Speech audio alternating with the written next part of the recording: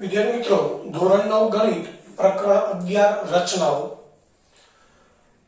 હવે અહીંયા આગળ આપણે ત્રીજી રચના જોઈએ.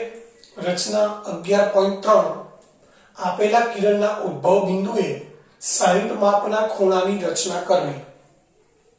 આપેલા કિરણના ઉદ્ભવ બિંદુએ એટલે કે આપણને કોઈ કિરણ આપેલું છે અને એ કિરણનું જે ઉદ્ભવ બિંદુ હોય એ ઉદ્ભવ બિંદુ આગળ આપણે 60 ના માપનો ખૂણો રચવો છે.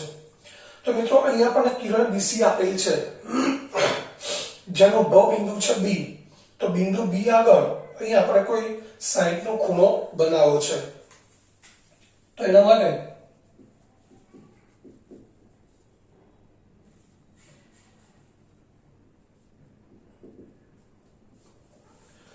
કોઈ પણ કિરણ સાથે 60 નો ખૂણો બનાવવો હોય તો સૌથી પહેલા એક કિરણનો ઉદ્ભવ બિંદુ છે એ ઉદ્ભવ બિંદુને કેન્દ્ર લેવાનું અને અનુકૂળ ત્રિજ્યાનું અર્ધવર્તુળ દોરવું પડે. અહીંયા કિરણનું જે ઉદ્ભવ બિંદુ છે બી એને આપણે કેન્દ્ર તરીકે લીધું છે અને અનુકૂળ ત્રિજ્યા કોઈ પણ માપની ત્રિજ્યા છે એ ત્રિજ્યાનું આપણે અર્ધવર્તુળ દોર્યું છે. હવે એ અર્ધવર્તુળ છે એ અહીંયા કિરણ બીસી ને છે તે આપણે ડી નામ આપી દઈશું. તો 60 નો ખૂણો બનાવવા માટે પહેલું સ્ટેપ છે, ધ્યાનથી સમજજો કે સૌથી પહેલા કિરણનું ઉદ્ભવ બિંદુ છે એને કેન્દ્ર તરીકે લઈ અનુકૂળ ત્રિજ્યાનું અર્ધવર્તુળ દોરવાનું છે. તો પહેલો મુદ્દો લખી આપણે બી ને કેન્દ્ર લઈ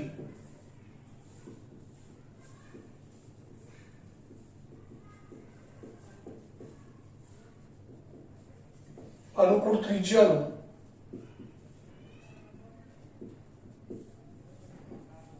અર્ધવર્તુળ દોર્યું. જે મિત્રો કોને છેદે છે? કિરણ બીસી ને. કયા બિંદુમાં છેદે છે? બિંદુ ડી માં છેદે.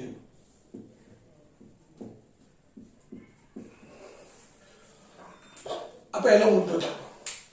હવે ત્યારબાદ આ જેટલી ત્રિજ્યાનું આપણે અર્ધવર્તુળ દોર્યું છે, ધ્યાનથી સમજજો, જેટલી ત્રિજ્યાનું અર્ધવર્તુળ દોર્યું છે એટલી જ ત્રિજ્યા રાખવાની છે અને ડી ઉપર પરિકર મૂકવાનું છે. એટલે ડી ને કેન્દ્ર લીધું આપણે.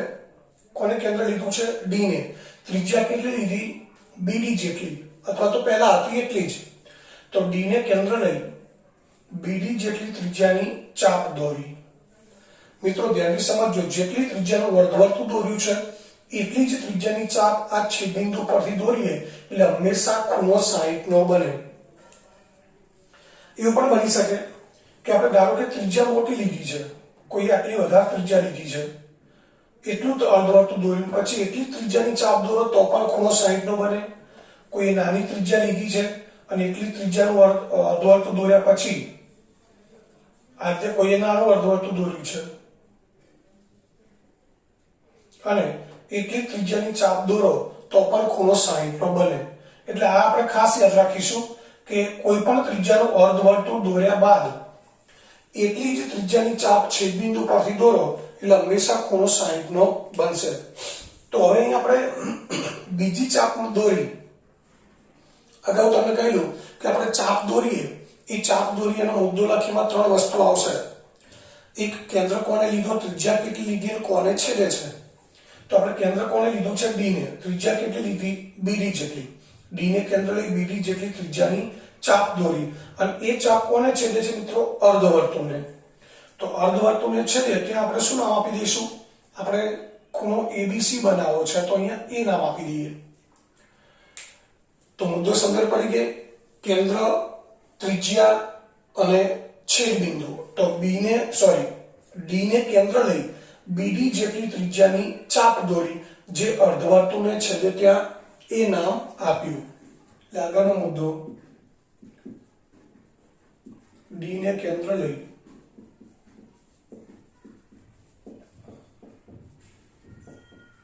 બીડી જેટલી ત્રિજ્યાની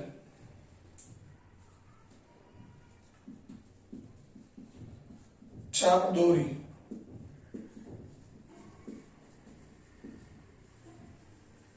જે અર્ધવર્તુળને છેદે ત્યાં એ નામ આપ્યું.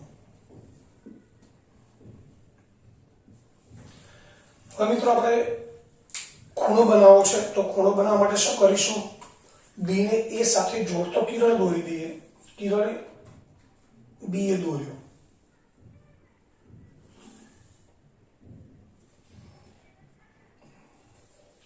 એટલે છેલ્લો મુદ્દો, કિરણ બી એ દોર્યું.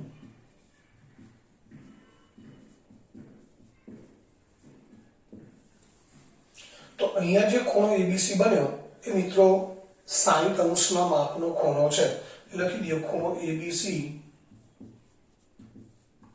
એ 60 માપનો ખૂણો છે.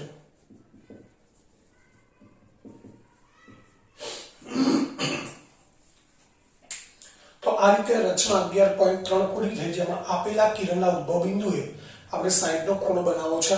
મિત્રો ખાસ યાદ રાખવાનું છે કે 60 નો ખૂણો બનાવવા માટે જે કિરણનું ઉદ્ભવ બિંદુ છે એને કેન્દ્રની અર્ધવર્તુળ દોરીએ અને એટલી ત્રિજ્યાની બીજી ચાપ દોરીએ એટલે હંમેશા ખૂણો 60 નો જ બને. તો અહીંયા 60 નો ખૂણો બની ગયો. હવે ત્યારબાદ સ્વાધ્યાય 11.1 ઉપર જઈએ. અહીંયા રચના 11.1, 11.2, 11.3 પૂરી થઈ. હવે છે સ્વાધ્યાય 11.1, એની રચનાઓ જોઈએ.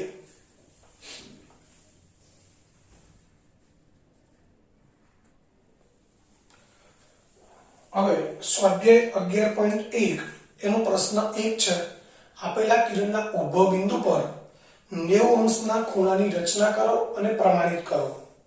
તો મિત્રો અહીંયા આપણને કિરણ બીસી આપેલું છે અને એક કિરણ બીસી નો ઉદ્ભવ બિંદુ છે બી. બી આગળ આપણે 90 નો ખૂણો રચવો છે. તો મિત્રો શરૂઆત કરીશું. દરેક રચનામાં આપણે પહેલા બી ને કેન્દ્ર લઈ અનુકૂળ ત્રિજ્યાનું અર્ધવર્તુળ દોરીશું.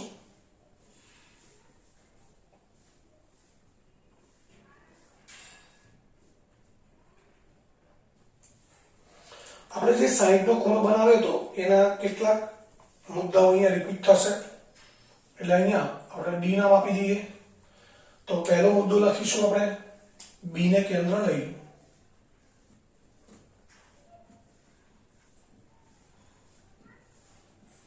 અનુકૂળ ત્રિજ્યાનું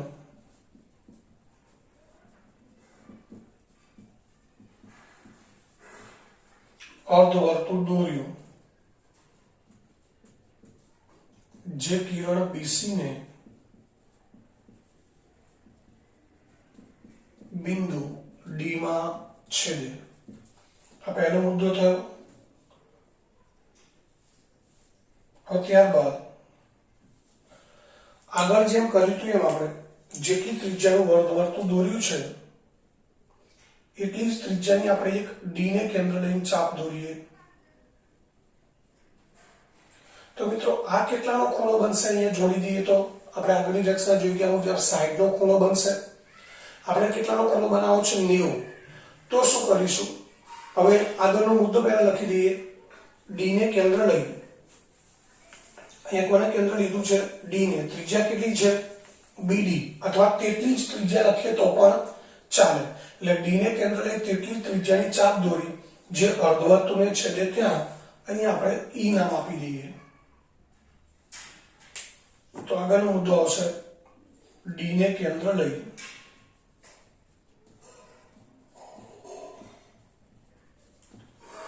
તેટલી જ ત્રિજ્યાની ચાપ દોરી જે અર્ધવર્તુળને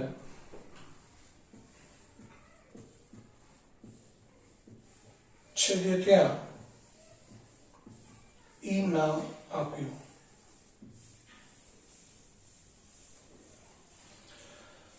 હવે મિત્રો ઈ ને કેન્દ્ર લઈ ફરીથી એ જ રીતે એટલી જ ત્રિજ્યાની, આ જેટલી ત્રિજ્યાનું અર્ધવર્તુળ છે, ત્રિજ્યા આપણે એટલી જ રાખવાની છે અને હવે ઈ ને કેન્દ્ર લઈ ચાપ દોરવાની છે. તો મિત્રો આ 60 નો ખૂણો બન્યો તો એટલી ત્રિજ્યાની બીજી ચાપ દોરો, આની સાથે જોડી દો એટલે આ ખૂણો 120 નો બની જાય. કેટલાનો ખૂણો બનશે? 120. એક ચાપ દોરો એટલે 60 નો ખૂણો, બીજી ચાપ દોરો એટલે 120. એટલે બી ને આ છેદ બિંદુ સાથે જોડી દઈએ, આપણે જોડતો કિરણ દોરી દઈએ. તો તો આ ખૂણો બની જશે 120. આપણે કેટલો બનાવવાનો છે 90. તો અહીંયા આપણે નામ આપી દઈએ f. તો હવે આગળનો મુદ્દો લખીશું. અહીંયા કોને કેન્દ્ર લીધું છે મિત્રો e ને. ત્રિજ્યા કેટલી લીધી છે તેટલી જ. e ને કેન્દ્ર લઈ તેટલી ત્રિજ્યાની ચાપ દોરી જે અર્ધવર્તુળને કયા બિંદુમાં છેદે f બિંદુમાં છેદે. એટલે e ને કેન્દ્ર લઈ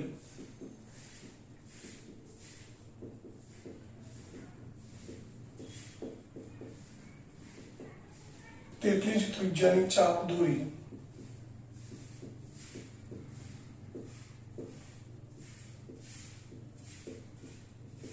જે અર્ધવર્તુળને બિંદુ F માં છેદે. મિત્રો હવે આ 60 ની ચાપ છે, આ બીજી 60 ની ચાપ છે, આખી ચાપ 120 ની છે. તો આપણે 90 નો ખૂણો જોઈએ છે. તો 60 ની ચાપ છે એમાં કેટલા ઉમેરવા પડે 30. 60 માં 30 ઉમેરી એટલે 90 થાય. આપણે બીજી 60 ની ચાપ છે તો આ 60 ની ચાપના આપણે બે ભાગ કરી દઈશું 30 30 ના. આ 60 ની ચાપ છે એના શું કરીશું બે ભાગ અડધા 30 30 ના. એટલે 60 અને આ 30 બંને થઈને ખૂણો કેટલાનો બની જશે 90. તો કહેવાનો અર્થ એ છે કે અહીં આપણે જે ચાપ EF છે જે 60 નો ખૂણો બનાવે છે એ EF ના બે સરખા ભાગ કરવા છે. એટલે આપણે પહેલી રચના ભણી ગયા ખૂણાનો દ્વિભાજક. ખૂણાના બે સરખા ભાગ કરવા છે. કયો ખૂણો આપણે જોડવાનો નથી પણ જોડી દઈએ તો FBE ખૂણો બને જે કેટલાનો બને છે 60 નો. અને આપણે એના બે સરખા ભાગ કરવા છે 30 30 ના. તો આ જે ખૂણો FBE છે એનો આપણે દ્વિભાજક દોરવો છે. તો એના માટે શું કરવાનું ત્રિજ્યા એટલી ને એટલી જ રાખવાની છે મિત્રો. ધ્યાનથી સમજજો. આ ત્રિજ્યા EF છે EF જેટલી એક ચાપ E ઉપરથી દોરવાની છે. એક ચાપ E પરથી દોરવાની છે, બીજી ચાપ F ઉપરથી દોરવાની છે.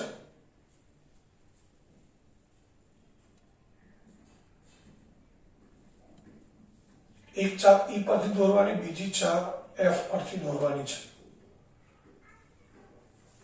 એટલે E અને F ઉપરથી આપણે એક એક ચાપ દોરી દઈએ એટલે EF ના બે સરખા ભાગ થઈ જશે. અને અહીંયા નામ આપી દઈશું આપણે A બિંદુ. આપણે ખૂણો ABC 90 નો બનાવવાનો છે એટલે અહીંયા છેલ્લે નામ આપીશું A. તો સમજવાની વસ્તુ છે કે આ 60 નો ખૂણો છે ને આ પણ 60 ની ચાપ છે. તો 60 ની ચાપના બે ભાગ કરી દઈએ 30 30 ના. એટલે કઈ ચાપના બે ભાગ કરવાના છે EF ના. EF ના બે સરખા ભાગ કરવા છે તો એક ચાપ E ઉપરથી દોરો, બીજી ચાપ F ઉપરથી. કેટલી લંબાઈની EF ના અડધા કરતા વધુ લંબાઈની ગમે તેટલી લઈ શકાય. અહીં આપણે કેટલી લઈશું EF જેટલી જ લઈશું.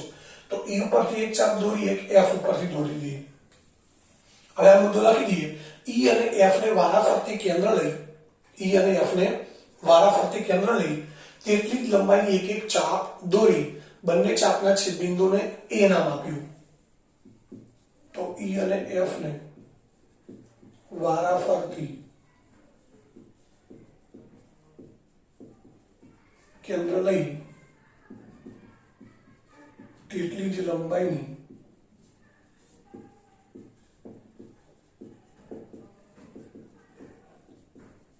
એક એક ચાપ દોરી બંને ચાપના છેદબિંદુને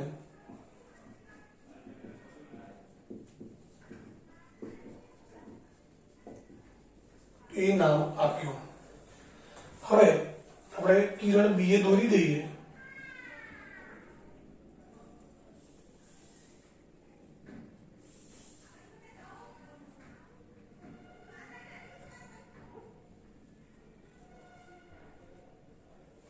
આ કિરણ B એ દોરી દઈએ એટલે ખૂણો ABC આપણને 90 નો મળશે.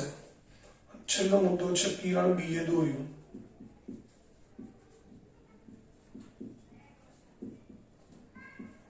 ખૂણો ABC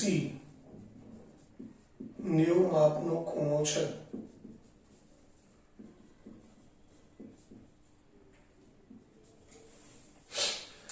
મિત્રો આ 90 ના માપનો ખૂણો અહીંયા આપણને મળી ગયો. તો આ રચના પૂરી થઈ ગઈ કે આપેલ કિરણના ઉદ્ભવ બિંદુ પર 90 ના ખૂણાની રચના કરો. હજુ આગળ એક વસ્તુ પૂછ્યું છે અને પ્રમાણિત કરો. પ્રમાણિત કરો એટલે કે ખૂણો 180 એબીસી ખૂણો આપણે 90 નો બનાવ્યો છે, એ આપણે કોણ માપકથી માપીએ તો 90 નો જ ખૂણો બનશે. ખૂણો એબીસી છે 90 નો બન્યો છે, એને જો આપણે કોણ માપકની મદદથી માપીએ તો એ 90 નો જ બનશે. તમે માપી શકો છો. પરંતુ આપણે સૈદ્ધાંતિક રીતે એને સાબિત કરવો છે કે ખૂણો એબીસી 90 છે. તો એના માટે શું કરીશું, ધ્યાનથી સમજો. હવે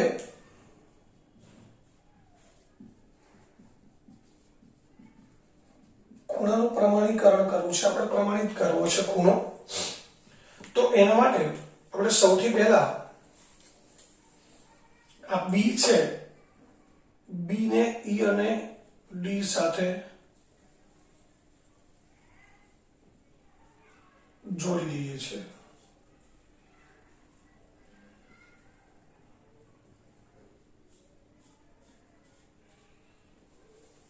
ઈ બિંદુ છે એને આપણે બી અને ડી સાથે જોડી દીધો છે. મિત્રો તમે સમજી શકશો કે અહીંયા ખૂણો 90 કેવી રીતનો બને છે. આપણે ઈ બિંદુ છે એને કોની સાથે જોડ્યું છે, બી અને ડી સાથે. એટલે તમારી સામે એક ત્રિકોણ બની ગયો ઈબીડી. હવે તમને ખબર છે કે આ બી થી ડી નું માપ, બી થી ઈ નું માપ કેવું છે, સરખું છે, અને આ પણ એટલું જ માપ છે. આજે આપણે ત્રિજ્યા લીધી હતી, તમે જોઈ શકો છો. આ બી થી ડી, બી થી ઈ અને ડી થી ઈ, આ બધા માપ કેવા છે, સરખા. એટલે ત્રિકોણ ઈબીડી માં બીઈ બરાબર બીડી બરાબર ડીઈ છે. એટલે ત્રિકોણ ઈબીડી કેવો થઈ ગયો મિત્રો, સમબાજુ ત્રિકોણ બની ગયો. હવે સમબાજુ ત્રિકોણ હોય તો એના બધા જ ખૂણાના માપ કેવા હોય, 60 હોય. એટલે આ ખૂણો ઈબીડી છે એ કેટલાનો બની જશે, 60. તો એ લખી દઈએ કે રેખાખંડ બીઈ, રેખાખંડ ડીઈ અને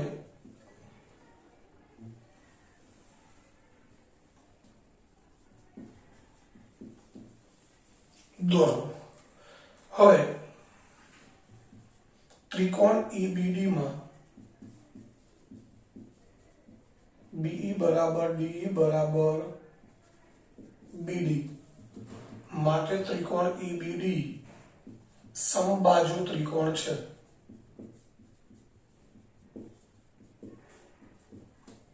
સમબાજુ ત્રિકોણ છે એટલે ખૂણો ઈબીડી આપણને 60 નો મળશે. ખૂણો ઈબીડી બરાબર 60. હવે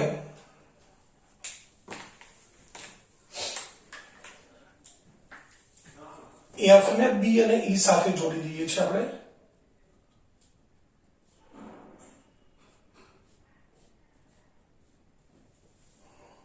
એફ ને કોની સાથે જોડવાના છે,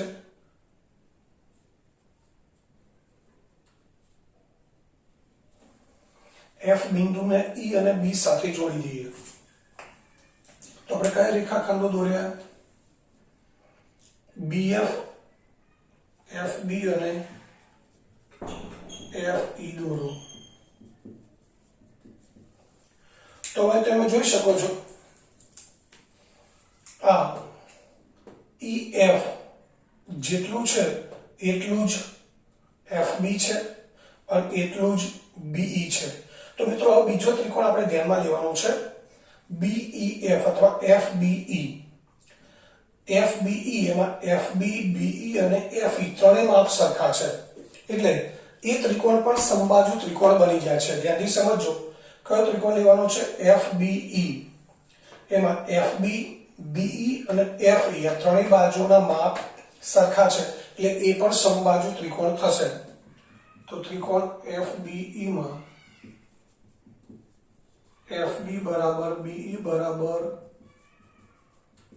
એફઈ છે માટે ત્રિકોણ એફબીઈ સમબાજુ ત્રિકોણ છે. સમબાજુ ત્રિકોણ છે તો મિત્રો એના પણ દરેક ખૂણા 60 ના હશે. એટલે આખો ખૂણો કેટલાનો થશે, 60. એફબીઈ 60 છે માટે ખૂણો FBE બરાબર 60. એટલે આખો ખૂણો 60 નો થયો. પરંતુ અહીંયા જે કિરણ BA છે એ ખૂણા FBE નો દ્વિભાજક છે એવું મેં તમને સમજાવ્યું કે આપણે FE ના બે સરખા ભાગ કરવા માટે કિરણ BA દોર્યું છે. એટલે કિરણ BA FBE નો દ્વિભાજક છે એટલે આ બે ખૂણા અડધા અડધા થઈ જશે. એટલે આ જે ખૂણો છે ABE એ કેટલાનો બની જશે મિત્રો 30. એટલે આ ખૂણો આપણને મળે 30. તો EBC EBD અથવા ABC 60 છે અને ABE 30 છે. તો આખો ખૂણો ABC કેટલો થાય 60 + 30 એટલે 90. તો આપણે લખી શકીએ કિરણ BA એ ખૂણા FBE નો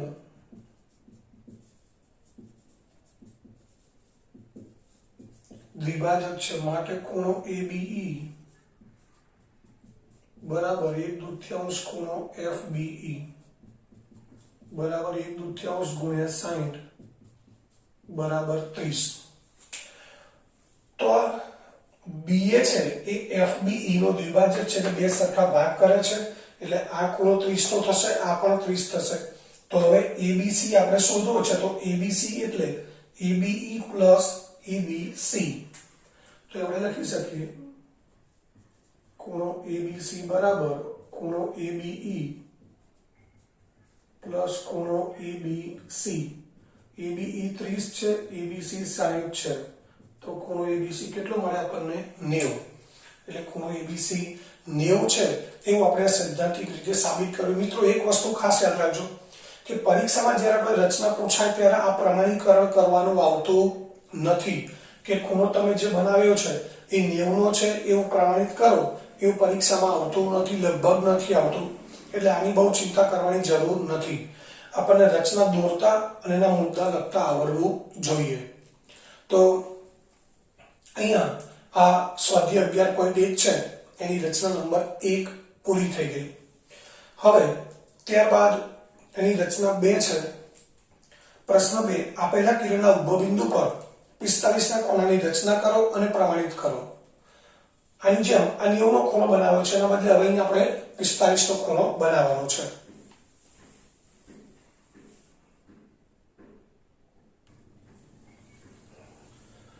મિત્રો હવે પ્રશ્ન 2 છે આપેલા કિરણના ઉદ્ભવ બિંદુ પર 45 ના ખૂણાની રચના કરો અને પ્રમાણિત કરો. મિત્રો 45 નો ખૂણો એટલે 90 નો અડધો થાય. એટલે કહેવાનો અર્થ એ છે કે 45 નો ખૂણો બનાવવા માટે પહેલા આગળની જે આપણે રચના દોરી હતી જેમાં 90 નો ખૂણો બનાવ્યો હતો એ 90 નો ખૂણો બનાવવો પડશે અને પછી એનો દ્વિભાજક દોરવાનો છે. તો 90 ના ખૂણા સુધીની રચના એઝ ઇટ ઇઝ જેમ હતી એમ જ આવશે. મુદ્દા અહીંયા તમારી સામે લખેલા છે એ પણ એમને એમ રહેશે. તો શરૂઆત કરીએ આપણે પહેલા B ને કેન્દ્ર લઈ અનુકૂળ ત્રિજ્યાનું અર્ધવર્તુળ દોરી દઈએ.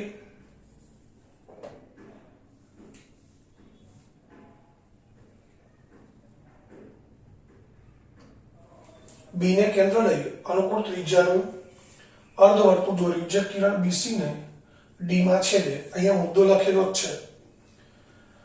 હવે ત્યારબાદ શું કરીશું આપણે D ને કેન્દ્ર લઈ તેટલી જ લંબાઈની ચાપ દોરવાની છે. D ને કેન્દ્ર લઈ તેટલી જ લંબાઈની ચાપ દોરી છેદ બિંદુને શું નામ આપવાનું છે E. અહીં નામ આપી દીધું આપણે E. એ પણ મુદ્દો લખેલો છે. D ને કેન્દ્ર લઈ તેટલી જ ત્રિજ્યાની ચાપ દોરી જે અર્ધવર્તુળને છેદે ત્યાં E નામ આપ્યું. હજુ આગળ ચાપ દોરવાની છે. E ને કેન્દ્ર લઈ તેટલી ત્રિજ્યાની ચાપ દોરી જે અર્ધવર્તુળને છેદે ત્યાં શું નામ આપવાનું છે મિત્રો F. આપણે ક્રમમાં જ લઈએ છીએ બિંદુઓ F. હવે આપણે સમજાવીએ તો કે 90 નો ખૂણો બનાવવો છે. આ 60 ની ચાપ છે આ પણ 60 ની ચાપ છે. આ 60 ની ચાપના બે સરખા ભાગ કરવા છે એટલે કે ખૂણો FBE નો દ્વિભાજક દોરવો છે. તો એના માટે આપણે શું કરીએ તો ત્રિજ્યા E ની જ રાખવાની છે. એક ચાપ E પરથી દોરવાની છે બીજી ચાપ F પરથી દોરવાની છે અને આ બંને છેદ બિંદુને અહીં આપણે Z નામ આપી દઈએ. E નથી આપવાનું કારણ કે મિત્રો આપણે ખૂણો ABC 45 નો બનાવવો છે. આ 90 નો બનશે તો આને આપણે તૂટક લાઈનથી દોરી દઈએ, સળંગ લાઈનથી જોડીએ તો પણ કોઈ વાંધો નથી, પરંતુ આપણે જરૂર નથી એટલે આને તૂટક લાઈનથી દોરીશું.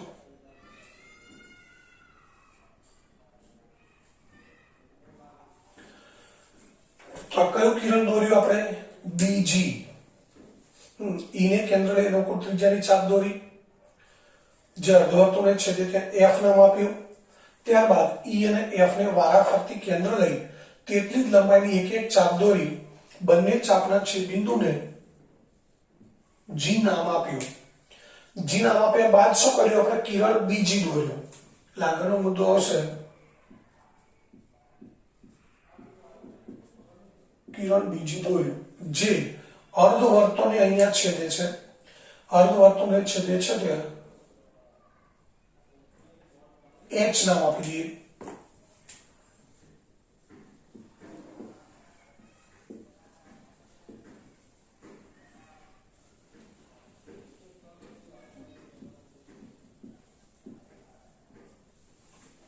અર્ધવર્તુળને બિંદુ એચ માં છેદે.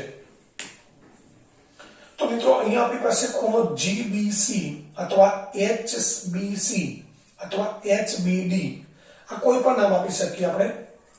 જીબીસી નામ આપી શકાય, જીબીડી નામ આપી શકાય, એચબીસી કહી શકાય, એચબીડી કહી શકાય. આ દરેક ખૂણો 90 નો બની ગયો. પરંતુ આપણે કેટલાનો ખૂણો બનાવવાનો છે? 45 નો. તો 45 એટલે 90 ના અડધા થયા. તો મિત્રો આપણે 90 ની જે ચાપ છે, હવે ધ્યાનથી સમજો, આ ડી ચાપ છે 60 નો ખૂણો બનાવે છે, ડીએફ આખી ચાપ છે 120 નો ખૂણો બનાવે છે, અને એચડી ડીએચ આ ચાપ છે કેટલાનો ખૂણો બનાવે છે? 90 નો. તો આપણે 90 ના અડધા કરવા છે, 45 90 ના અડધા છે, તો આપણે 90 ની ચાપ શોધવાની છે એચડી. તો આ એચડી ચાપ છે એના બે સરખા ભાગ કરવા છે. તો એના માટે શું કરીશું? એચડી જેટલી ત્રિજ્યા લઈશું આપણે. મિત્રો યાદ રાખજો, જેના બે સરખા ભાગ કરવા છે એટલી જ ત્રિજ્યા લેવાની. એચડી ના બે સરખા ભાગ કરવા છે તો એચડી જેટલી ત્રિજ્યા લો. એક ચાપ ડી ઉપરથી દોરો, એક એચ ઉપરથી. એક ચાપ ક્યાંથી દોરવાની? ડી ઉપરથી. એક ચાપ એચ ઉપરથી દોરવાની છે. તો અહીંયા આપણે ત્રિજ્યા કેટલી લઈશું? ડી એચ જેટલી અથવા એચડી જેટલી. એક ચાપ આપણે અહીંયા ડી ઉપરથી દોરી દઈએ, બીજી ચાપ દોરી દઈએ એચ ઉપરથી. જે ચાપના બે સરખા ભાગ કરવા છે એ જ ચાપના બે અંત્ય બિંદુઓ પરથી ચાપની લંબાઈ જેટલી ત્રિજ્યા લેવાની. એચડી ના બે ભાગ કરવા છે તો ડીએચ જેટલી ત્રિજ્યા લીધી, એક ડી ઉપરથી ચાપ દોરી, બીજી એચ ઉપરથી દોરી. આ છેદબિંદુનું નામ આપી દઈશું આપણે એ. તો હવે આગળનો મુદ્દો આવશે, એચ અને ડી ને વારાફરતી કેન્દ્ર લઈ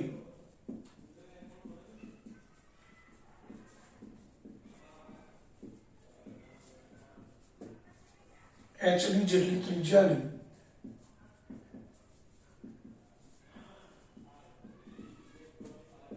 એક એક ચાપ દોરી બંને ચાપના છેદબિંદુને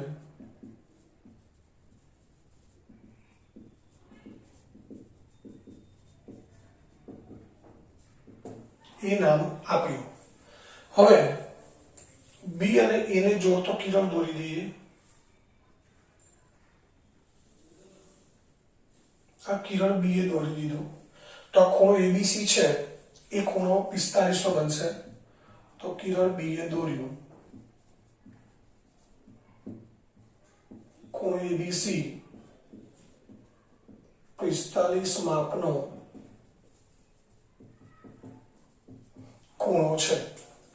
આ ખૂણો એબીસી મિત્રો આપણને કેટલા માપનો મળે છે? 45 માપનો ખૂણો મળશે. તો આ રીતે આપણે 45 નો ખૂણો છે એ બનાવી શકીએ. હવે ત્યારબાદ આપણે આનું પ્રમાણીકરણ કરવું છે.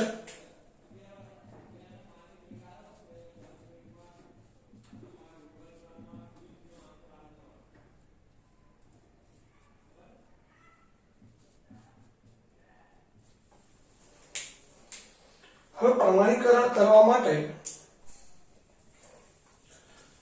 મિત્રો હવે આ ખૂણાનું આપણે પ્રમાણીકરણ કરવું છે, એટલે કે ખૂણો એબીસી 45 નો છે એવું સાબિત કરવું છે. તો એના માટે અહીંયા જુઓ, આપણે બીડી જે છે એ બીડી જેટલી ત્રિજ્યાની ડી ઉપરથી એક ચાપ દોરી છે અને એચ ઉપરથી દોરી છે. આ બંનેના છેદબિંદુને આઈ નામ આપ્યું છે. તો હવે અહીંયા એક ચોરસ બની ગયો છે HBDI. એમાં બે ત્રિકોણ બને છે HBI અને DBI. હવે આ બે ત્રિકોણની અંદર તમે જુઓ છો BD અને BH તો સરખા માપ છે, આ બંને સરખા છે. DI અને HI એ પણ સરખા માપ છે અને BI બંનેમાં કોમન છે. એટલે આ બે ત્રિકોણ આપણે બાબા શરતના આધારે એકરૂપ છે એવું સાબિત કરી શકીએ. BD બરાબર BH છે, DI બરાબર HI છે અને BI બંનેમાં કોમન છે. એટલે આ બંને ત્રિકોણ બાબા શરતના આધારે એકરૂપ સાબિત થઈ જાય. તો હવે ત્રિકોણ HBI અને ત્રિકોણ DBI માં BD બરાબર BH, DI બરાબર HI અને BI બરાબર BI માટે બાબા શરત પ્રમાણે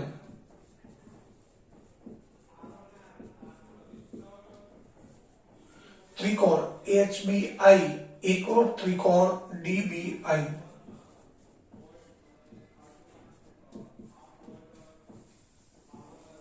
એટલે કે આ બંને ત્રિકોણ એકરૂપ થઈ ગયા. બંને ત્રિકોણ એકરૂપ થઈ ગયા તો CPCT ના આધારે એમના અનુરૂપ ખૂણાઓ સમાન થાય. એટલે HBI અને DBI આ બંને ખૂણાઓ સમાન થાય. મિત્રો આખો ખૂણો કેટલો છે? 90 છે અને આ બંને ખૂણા સમાન છે. તો એ બંને ખૂણાનો માપ કેટલા થાય? આખો ખૂણો 90 છે એના કરતા અડધા. એટલે આ બંને ખૂણા 45 45 થઈ જાય. એટલે કે ખૂણો ABC છે એ આપણને કેટલો મળે? 45. તો માટે ખૂણો HBI is equal to ખૂણો DBI. એ લખીએ આપણે CPCT. માટે ખૂણો DBI બરાબર 1/2. આ ખૂણો DBI છે એ આખા ખૂણા કરતા આ બંને ખૂણા સરખા થઈ ગયા. એટલે આખો ખૂણો જે છે એના કરતા બંનેનું માપ અડધું અડધું હોય. એટલે આ ખૂણો DBI છે એ ખૂણા GBC કરતા અડધો થાય. એટલે 1/2 GBC માટે DBI બરાબર 1/2 ગુણ્યા 90 એટલે 45. અને આ ખૂણો જે DBI છે એને ખૂણો ABC પણ કહી શકાય. તો માટે ખૂણો ABC બરાબર 45.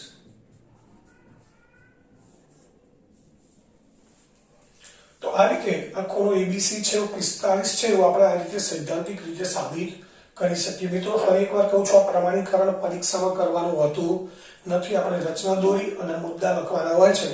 એટલે આટલું આપણને કમ્પ્લીટ આવડવું જોઈએ. તો હવે ત્યારબાદ આગળની રચનાઓ છે એ પછીના વિડીયોમાં જોઈશું.